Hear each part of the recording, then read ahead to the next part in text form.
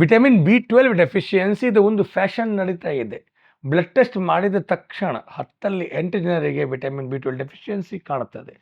ಕಾರಣ ಏನು ಇದೆ?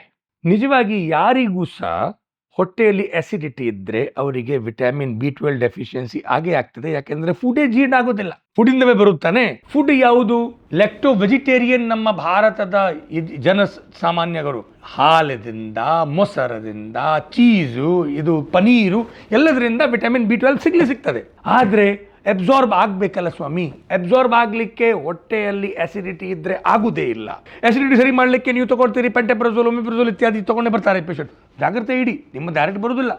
ಆವಾಗ ಇನ್ನೂ ಅಬ್ಸಾರ್ಪ್ಷನ್ ಕಡಿಮೆ ಆಗ್ತದೆ ವಿಟಮಿನ್ B12 ಅದು. ಮೆಟ್ಫಾರ್ಮಿನ್ ಡಯಾಬಿಟೀಸ್ ಅದು ಮೆಡಿಸಿನ್ ತಗೊಂಡುವಾಗ ಇನ್ನೂ ಕಡಿಮೆ ಆಗ್ತದೆ. ಏನು ಮಾಡಬೇಕಾಗ್ತದೆ? ನೀವು ಫಸ್ಟ್ ಆಫ್ ಆಲ್ ಹೊಟ್ಟೆ ಸರಿ ಮಾಡಬೇಕು ಸ್ವಾಮಿ. ಅಬ್ಸಾರ್ಪ್ಷನ್ ಸರಿ ಆದರೆ ವಿಟಮಿನ್ B12 ಅಬ್ಸಾರ್ಪ್ಷನ್ ಸಹ ಆಗ್ತದೆ. ಅಬ್ಸಾರ್ಪ್ಷನ್ ಸರಿ ಮಾಡಲಿಕ್ಕೆ ಹೊಟ್ಟೆಯಲ್ಲಿ ಪಿತ್ತಜ ಗ್ರಹಣಿ ಸರಿ ಆಗಬೇಕು. ಗ್ರಹಣಿ ರೋಗ ಸರಿ ಮಾಡಲಿಕ್ಕೆ ಯತ್ರೈಫಲಂ ಯೋಗಾಂಶ್ಚ ವೈರೇಚಿಕಾನ್ ಘೃತಂ. ನೀವು ತುಪ್ಪದಲ್ಲಿ ತ್ರಿಫಲಾವನ್ನು ಹುರಲಬೇಕಂತೆ. ಏನು ಮಾಡಬೇಕು? ಸ್ವಲ್ಪ ಅರ್ಧ kg ತ್ರಿಫಲಾ ಚೂರ್ಣವನ್ನು 1 kg ಗೋಧು ದನದ ತುಪ್ಪದಲ್ಲಿ ಹಾಕಿ ಹುರಲಬೇಕು ಒಳ್ಳೆ ರೀತಿಯಿಂದ ಕಳಾಯಿಯಲ್ಲಿ. ಫುಲ್ ರೆಡಿ ಆದ ಕೂಡಲೇ ಅದನ್ನು ತೆಗೆದು ಹರಿತಕಿದಿಂದ ಮಿಕ್ಸ್ ಮಾಡಿ ಒಂದು ಗುಡುಗಿ ಮಾಡಬೇಕು. ಡೈರೆಕ್ಟ್ ತಿಂದಿದ್ದರೆ ರಾತ್ರಿ ಮಲಗುವಾಗ ಒಳ್ಳೆ 1 ಚಮಚಷ್ಟು 5 ಗ್ರಾಮ್ ಡೈಲಿ ತಗೊಳ್ಬೇಕು.